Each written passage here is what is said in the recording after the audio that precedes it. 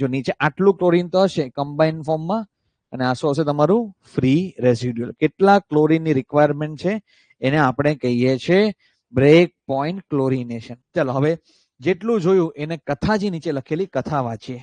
શું કરીએ? ચાલો કથા સત્યનારાયણ ભગવાનની આપણે શું કરીએ? ચાલો સત્યનારાયણ ભગવાનની જય. ચાલો આપણે સ્ટાર્ટ કરીએ. આપણે પ્રસાદમાં શું રાખીએ? મજા આવી જાય ને. સત્યનારાયણ ભગવાનની પૂજા હોય અને ઘરે શીરો હોય, અને શીરોમાં બી થોડી બદામ, થોડા કાજુ અને દ્રાક્ષ.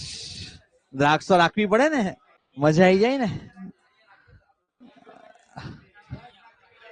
આપણે એનું હવન કરાવીએ.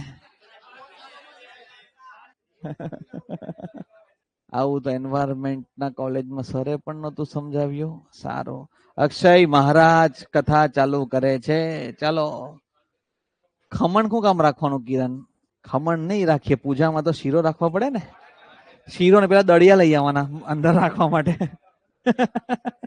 દળિયા કઈ ને એને. હા, બધી જગ્યાએ અલગ અલગ કઈ.